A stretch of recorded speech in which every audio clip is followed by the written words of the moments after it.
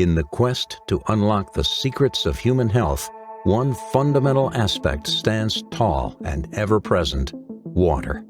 Upon surveying individuals about their water consumption, a doctor received a mosaic of intriguing responses, unveiling unique perspectives and concerns.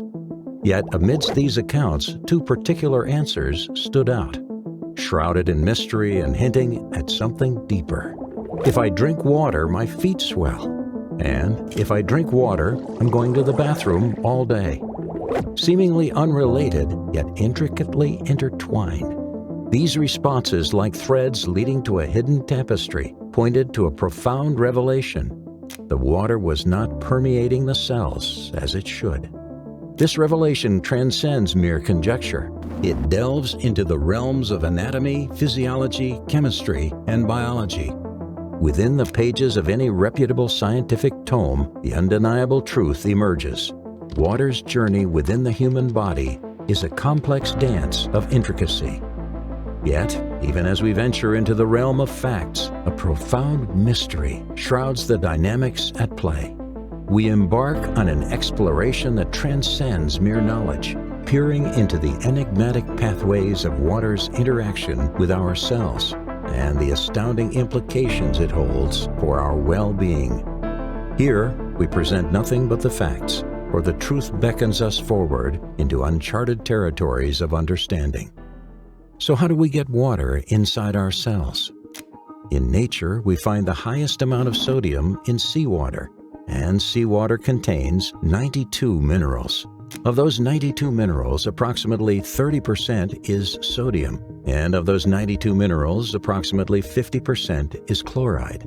Now, because sodium chloride takes up most of the dissolved minerals in seawater, when it evaporates, sodium chloride accounts for most of what remains.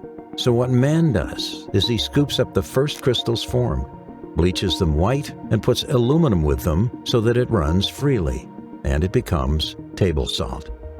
Table salt is a dangerous salt because we now have two very harsh minerals that if you were injecting both of those into your bloodstream, you would die. These are two harsh minerals, and they need all the other 90 to balance them.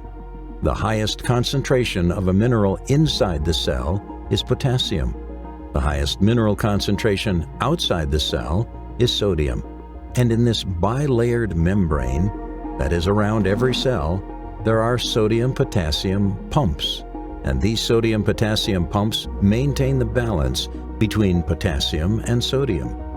But when someone's not eating enough fruits and vegetables, where you get most of your potassium, and putting far too much table salt on everything, well, what happens now is sodium levels rise and potassium levels drop. What's that called? High blood pressure. Table salt will contribute to high blood pressure. There's a French doctor named Dr. Jacques Delange, and he's written a book on salt. He said, when people come to me with high blood pressure, I tell them to substitute Celtic salt for table salt, because Celtic salt contains 82 minerals. It's a hand-harvested sea salt. So the minerals that are in Celtic salt are in their balanced form. What about Himalayan salt? In many places, Himalayan salt is a lot easier to get and contains about 75 minerals. So it's pretty good. But most doctors recommend Celtic salt. One reason is that Celtic salt contains 3 forms of magnesium. It contains magnesium chloride, magnesium bromide, and magnesium sulfate. These are water-hungry molecules, and this explains why Celtic salt is such a moist salt, especially in a wet environment, because those 3 magnesium molecules absorb moisture. And because magnesium molecules are water-hungry, Celtic salt can be used to help water get into cells.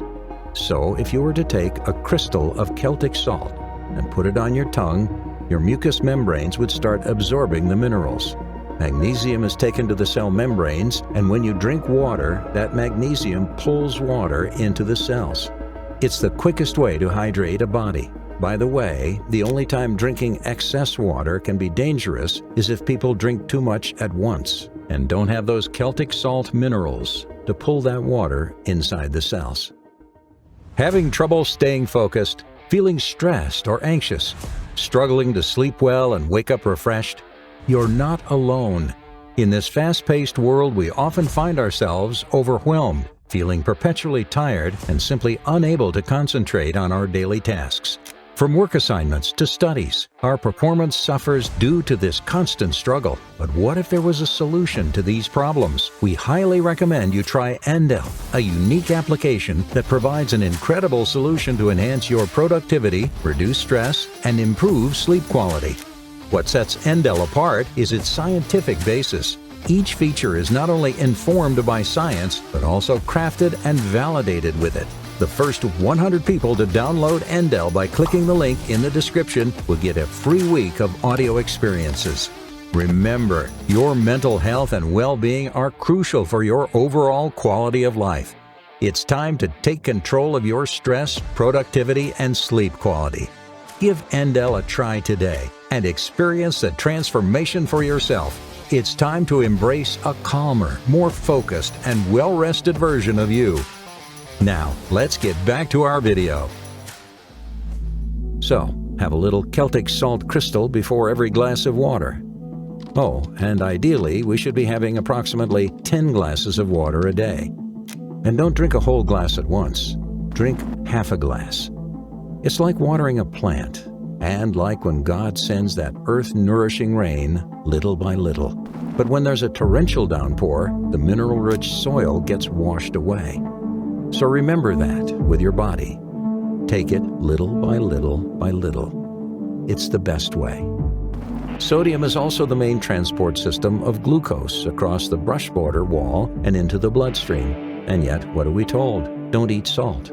Well, that's right, meaning table salt, because it causes that imbalance of minerals in and out of the cell. And did you know that sodium chloride is so strong it can kill your taste buds? Have you seen people that eat excessive amounts of table salt? They put it on everything, and they put it on before they've even tasted their food. Well, no wonder their taste buds are dying. Whereas Celtic salt, with all of its minerals, enhances the flavor of food. Okay, so sodium is required to get glucose into the bloodstream and water into the cell. Calcium cannot get into cells by itself. It needs vitamin D. When vitamin D is present, calcium is pulled inside the cells. Something else also happens. Remember when we suggested putting Celtic salt on the tongue and having half a glass of water, and then a little bit later, the other half glass? That magnesium helps pull water inside the cells. In doing so, it adds energy to the cells. So when you're feeling a little tired or maybe a little peckish mid-morning, try the Celtic salt and water suggestion. You may be surprised to get a little bit of pick-me-up. Also, if you're working in an office, go outside and find a tree. Remember what trees give off? Life-giving oxygen. Breathe deeply from your abdominal muscle and receive that blast of oxygen. Oxygen will give you 18 times more energy. Let's return to the topic of glucose. Most of the cells in your body use glucose, along with amino acids, the building blocks of protein, and fats for energy. Glucose can't get into your cells by itself, even with the help of sodium. It has to have insulin. Insulin is the key that unlocks the door to let glucose into the cell. And what happens with many people before diabetes develops? Insulin resistance often develops before diabetes. You've heard of being insulin resistant? When insulin resistance develops, the cells resist insulin. So glucose can't get into the cell. So glucose stays in the bloodstream, and the brain says to the pancreas, produce more insulin. But the problem is not the need for more insulin. The problem is there's insulin resistance at the cellular level. So what causes insulin resistance? It's a high carbohydrate, high sugar diet. The cell gets to the point where it says, we've got enough. So the way to recover from insulin resistance is to reduce consumption of those simple sugars and carbohydrates and increase the fiber, good proteins, and healthy fats. That's the best way to recover from insulin resistance. Just imagine for a moment that this is happening in America a lot today. People are not drinking enough water. They're not using mineral-rich salt, and they're definitely not eating many greens, which are the best natural source of magnesium. So the little bit of water they are taking in is not adequately getting inside their cells. They don't go out in the sunshine because they're scared of getting skin cancer, so they're not getting their vitamin D, which means the calcium they need can't get into their cells. The minerals can't get in, and by the way, they're trying to lose weight. They've listened to a lot of media hype that you need to stop eating fat, because eating fat will make you fat. So they're on a high carbohydrate diet. Remember what fat will do. It will give you satisfaction or satiation, a full feeling. But if you don't feel full, you just eat and eat and eat more simple sugars and carbs. The whole packet of cookies goes, the whole bag of chips goes. There's not a sign in your body that says enough. It's the fiber, protein, and good fats that will give you that sign. So they're on a high carbohydrate diet thinking if they go fat-free, they'll lose weight. And can you see what's happening? The water can't get in, the minerals can't get in, the glucose can't get in. And the body says, what are we going to do? Because remember, this is the CBD of the human body. And the body says, we've got one last thing up our sleeves. We'll just force it into the cell. That's high blood pressure. So high blood pressure can be a result of dehydration. It can be the result of mineral deficiency, magnesium deficiency. It can be a result of vitamin D deficiency. It can be the result of a high carbohydrate, high sugar diet. It can be the result of inactivity. There are a whole lot of things that can come together to contribute to high blood pressure. Understanding the workings of the cell is paramount to understanding how these things affect the body. Oh, and did you know that in a state of chronic dehydration, too much saliva is produced? Some people think a dry mouth is a sign of dehydration, and they're right. But too much saliva can also be a sign of dehydration. How much water do you actually need to drink? Let's do an assessment of that. Our kidneys need an adequate amount of water to do their job. To know how much water should go in, we need to look at how much is coming out of our kidneys. We lose about 1.5 liters per day via urination. A liter is about the same as a quart, so a 1.5 quart loss. We lose about half a quart through our skin. Through the colon, about 3/10 of a quart loss. And out of the lungs, about 2/10 of a quart loss. So that equals a total of about a 2.5 quart loss every day. 2.5 quarts is equal to 80 ounces. In other words, we should be drinking about 10 8-ounce glasses of water a day at least, more if possible. Dr. Feridun Badmanhelij showed that if we're not replacing the lost water, the body first goes into a form of drought management, and it releases a hormone called histamine to manage this drought. And if someone has an allergic response to something, what are they given? Antihistamines. You know the best antihistamine is just water. So I want to give you a few Bible verses that emphasize taking care of your body. We've got Romans chapter 12 verses 1 and 2.